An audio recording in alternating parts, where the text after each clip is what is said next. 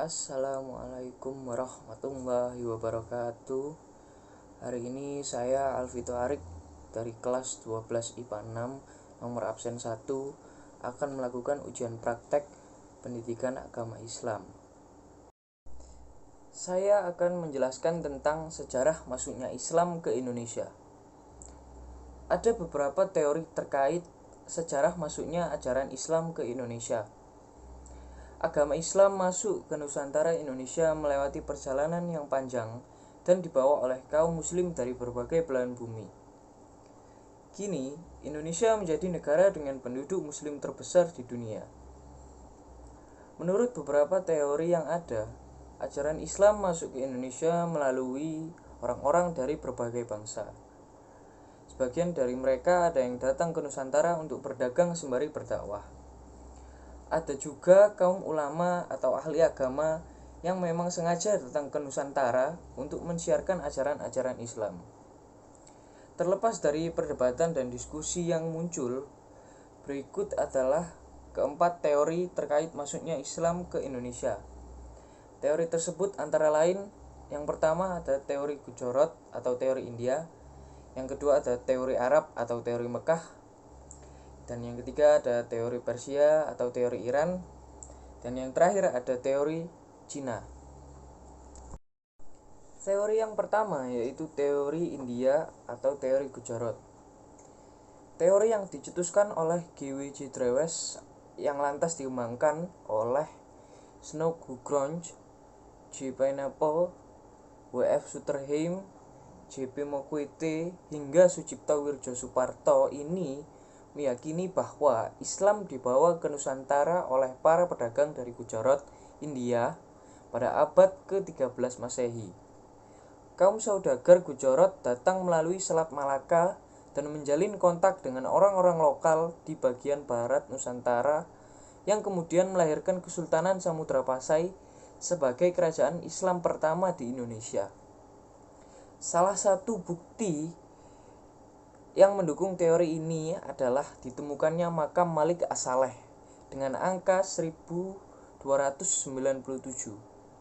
Nama asli Malik As-Saleh sebelum masuk Islam adalah Marah Silu.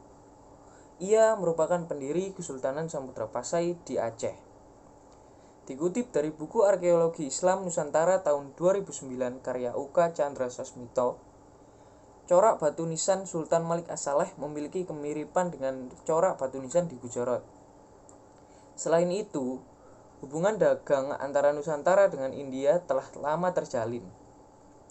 Ditemukan pula batu nisan lain di pesisir utara Sumatera pada tanggal 17 Zulhijjah 831 Hijriah atau 27 September 1428 Masehi. Makam ini memiliki batu nisan serupa di Kambai, Gujarat, dan menjadi nisan pula untuk makam Maulana Malik Ibrahim, salah satu wali songo yang wafat pada tahun 1419. Teori yang kedua adalah teori Arab atau teori Mekah. Teori selanjutnya tentang masuknya Islam di Indonesia diperkirakan berasal dari Timur Tengah, atau lebih tepatnya Arab. Teori Arab atau teori Mekah ini didukung oleh J.C. Van Leur, Anthony H. Jones, T.W. Arnold, hingga Abdul Malik Karim Amrullah atau Buya Hamka. Menurut Buya Hamka, Islam sudah menyebar di Nusantara sejak abad 7 Masehi. Hamka dalam bukunya berjudul Sejarah Umat Islam pada tahun 1997 menjelaskan salah satu bukti yang menunjukkan bahwa Islam masuk ke Nusantara dari orang-orang Arab. Bukti yang diajukan Hamka adalah naskah kuno dari Cina yang menyebut bahwa sekelompok bangsa Arab telah bermukim di kawasan pantai barat Sumatera pada 625 Masehi. Di kawasan yang pernah dikuasai kerajaan Sriwijaya itu juga ditemukan nisan kuno bertuliskan nama Syekh Rukunuddin yang wafat pada tahun 672 Masehi. Teori dan bukti yang dipaparkan Hamka tersebut didukung oleh T.W. Arnold yang menyatakan bahwa kaum saudagar dari Arab cukup dominan dalam aktivitas perdagangan ke wilayah Nusantara. Sebagian dari perdagangan Arab tersebut kemudian menikah dengan warga lokal dan membentuk komunitas muslim. Mereka bersama-sama kemudian melakukan kegiatan dakwah di berbagai wilayah di Nusantara. Teori yang ketiga yaitu teori dari Persia atau teori Iran. Teori bahwa ajaran Islam masuk ke Nusantara dari bangsa Persia atau wilayah yang kini disebut sebagai negara Iran pada abad ke-13 Masehi didukung oleh Umar Amir Hussein dan Hussein Chacha Diningrat. Abdurrahman Misno dalam Reception Through Selection Modification Antropologi Hukum Islam di Indonesia tahun 2016 menuliskan, Chacha Diningrat berpendapat bahwa tradisi dan kebudayaan Islam di Indonesia memiliki persamaan dengan Persia. Salah satu contohnya adalah seni kaligrafi yang terpahat pada batu-batu nisan bercorak Islam di Nusantara. Ada pula budaya tabot di Bengkulu dan tabuik di Sumatera Barat yang serupa dengan ritual di Persia pada tanggal 10 Muharram. Akan tetapi, ajaran Islam yang masuk dari Persia kemungkinan adalah Syah. Kesamaan tradisi tersebut serupa dengan ritual Syah di Persia yang saat ini merujuk pada negara Iran. Teori ini cukup lemah karena mayoritas pemeluk Islam di Indonesia adalah bermazhab Sunni. Dan teori yang keempat atau teori yang terakhir adalah teori Cina. Penyebaran Islam di Indonesia juga diperkirakan masuk dari Cina. Ajaran Islam berkembang di Cina pada masa dinasti Tang tahun 618 sampai 905 Masehi. Dibawa oleh panglima muslim dari kekhalifahan di Madinah semasa era Khalifah Utsman bin Affan, yakni Sa'ad bin Abi Waqqas, Kanton pernah menjadi pusatnya para pendakwah muslim dari Cina. Jean A. Berly tahun 2004 dalam buku Islam in China menyebut relasi pertama antara orang-orang Islam dari Arab dengan bangsa Cina terjadi pada tahun 713 Masehi.